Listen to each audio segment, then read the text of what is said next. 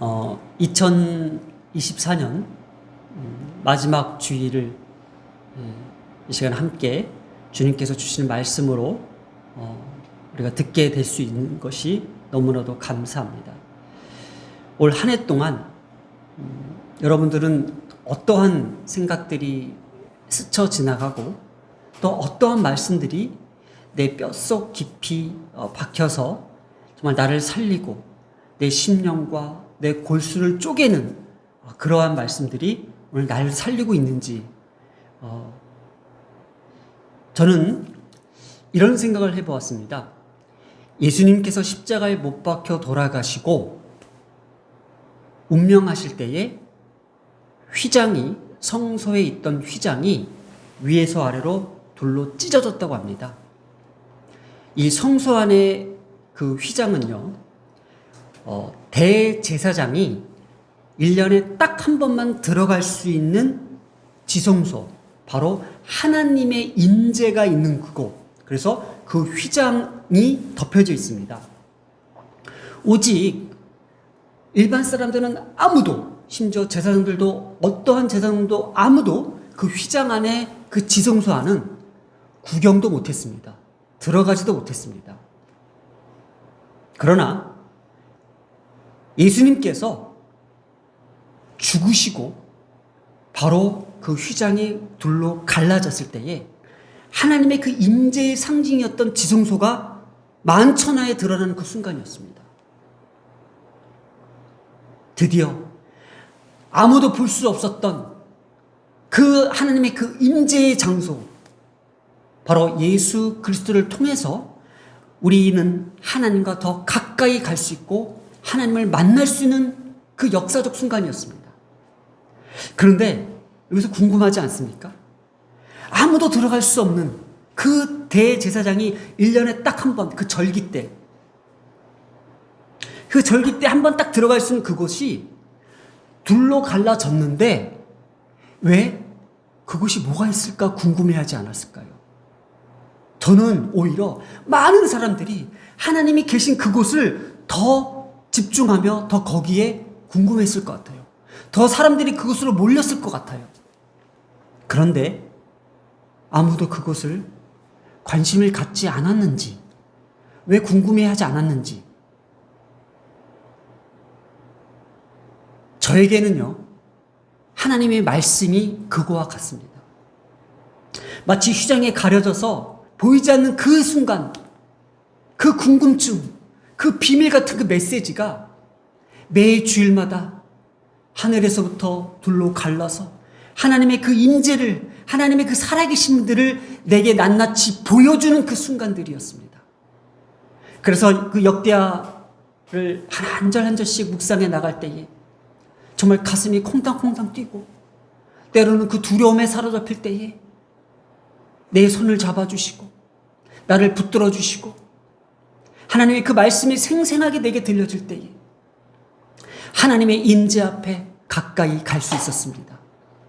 하나님의 말씀은 살아있습니다. 오늘 그 살아있는 그 하나님의 말씀을 2024년 어떻게 말씀하시는지 함께 나누어 보려고 합니다.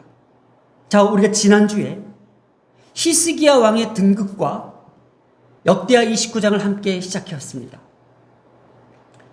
히스기야 왕은요, 아버지 아하스 왕과 다른 그런 행보를 보여줬다고 우리는 함께 지난주 말씀을 나누었습니다.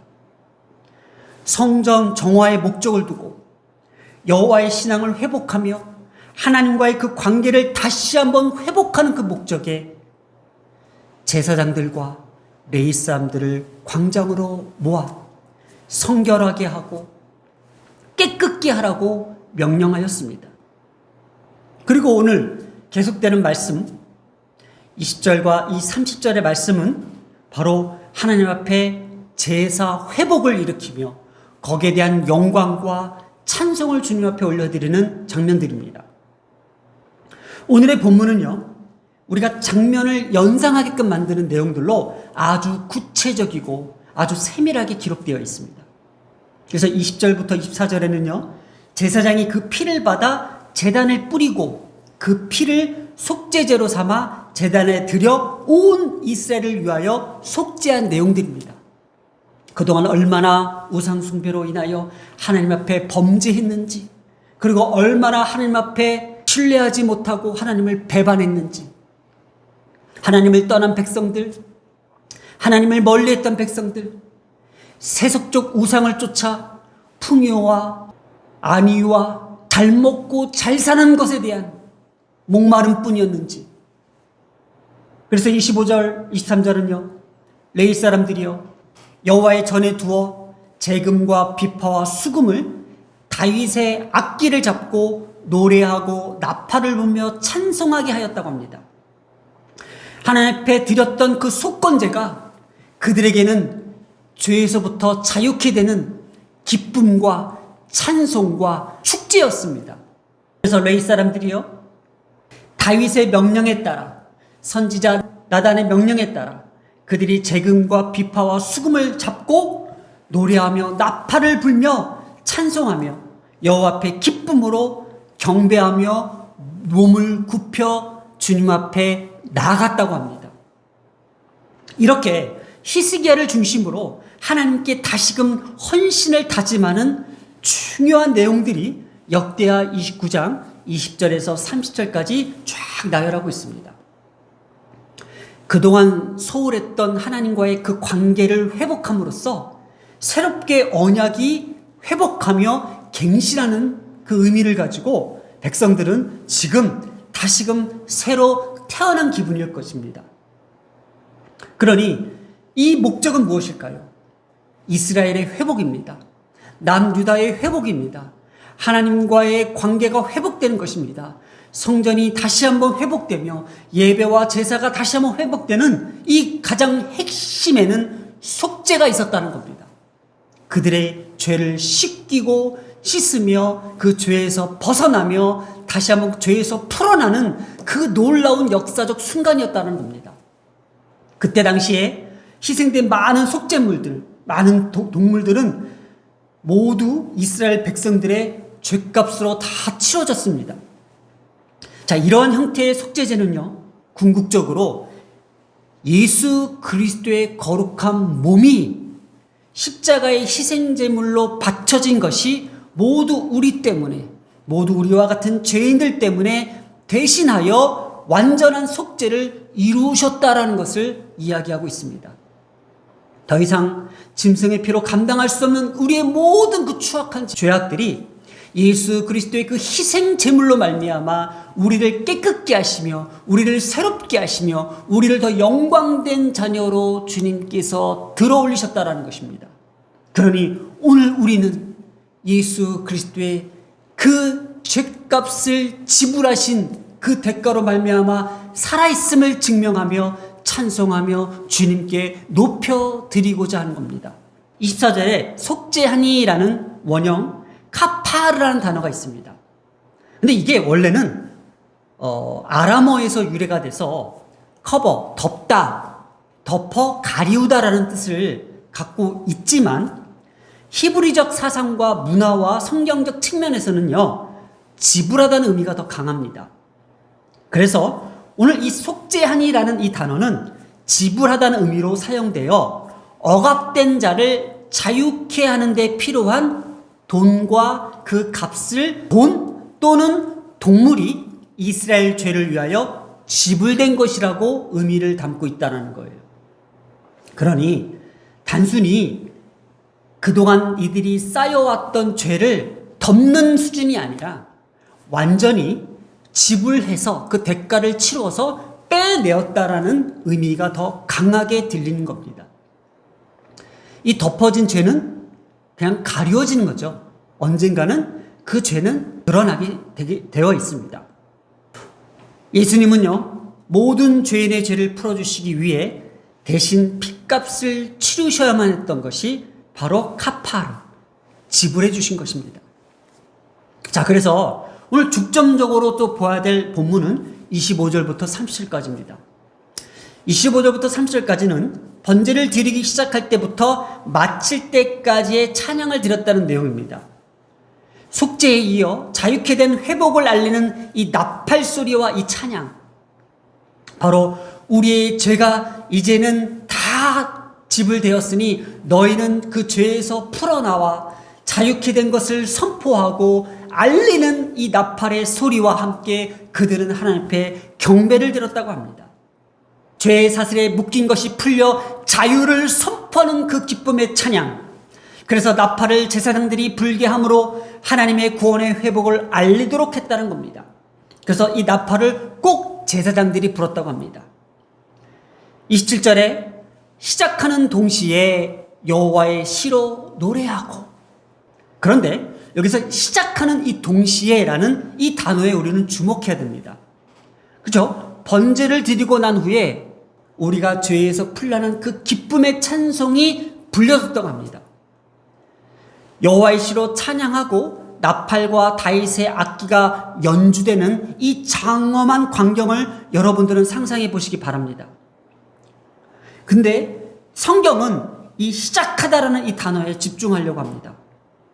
헤헬이라는 단어입니다. 헤헬. 바로 구멍을 뚫는다는 의미에서 유래된 단어입니다. 그런데 이런 어원이 점점 흘러가서 깨뜨리다라는 의미로 파생되어 쓰여지고 있습니다. 깨뜨리다. 지금 뭔가 깨뜨려지는 이 상황을 우리는 연상할 수 있어야 됩니다.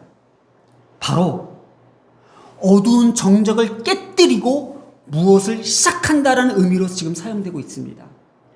바로 속건제를 드리고 번제를 드릴 때에 무언가 시작하는 동시에 여호와의 시로 노래한다고 했습니다. 그동안 그들이 쌓여있던 그 어두움의 그 시간들이, 어두움의 정적들이 깨뜨려지고 무언가 확 빛이 솟아오른다라는 이 광경이 지금 그들에게 묘사되고 있다는 겁니다. 그래서 이걸 직역을 하면요, 여호와를 향한 노래가 시작되었다는 겁니다. 그동안은 무슨 일이 있었던 것입니까? 여호와를 찬송하지도 못하며 여호와를 높이지도 못하며 여호와의 그 위엄을 칭송하지도 못했던, 송축하지도 못했던 그 억압된 그 시간들을 이들에게는 지금 마치 모든 정적을 깨트리고 지금 여호와 앞에 찬송으로 시작했다는 겁니다. 드디어 이제는 여호와를 높일 수 있는 그 시간이 왔다는 겁니다. 이렇게 번제를 드리기 시작한 동시에 예루살렘에서 노래가 시작되었다는 그 의미는요, 여호와를 향한 다윗의 시로 그 모든 어두움들을 뚫고 빛으로 나왔다는 뜻입니다.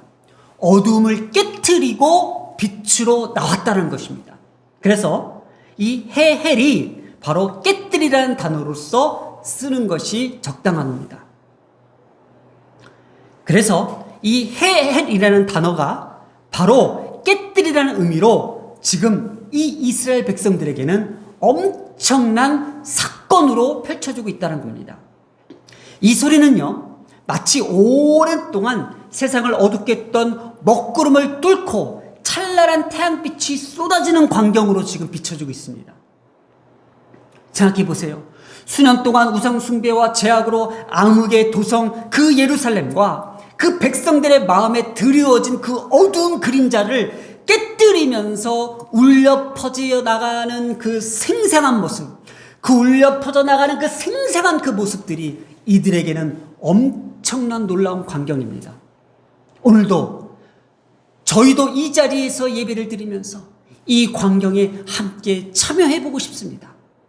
한 해 동안 우리를 어둡게 했던 것들, 한 해 동안 우리를 묶어놨던 그 암흑의 시간들, 오늘 헤헬, 하나님께서는 깨뜨리며 여호와의 시로 찬양하라고 우리에게 말씀하신 것 같습니다. 자, 그렇게 시작하는 동시에 어떤 일이 벌어졌냐면요, 제사장들이 번제를 드리고 레위인들이 노래하며 다른 제사장들이 나팔을 불며 하나님께 영광을 돌릴 때에 성전 앞에 모든 회중들이 하나님 앞에 엎드려 경배하였습니다. 오늘도 이 시간 우리도 이 예배 가운데에 하나님을 경배하기를 원합니다.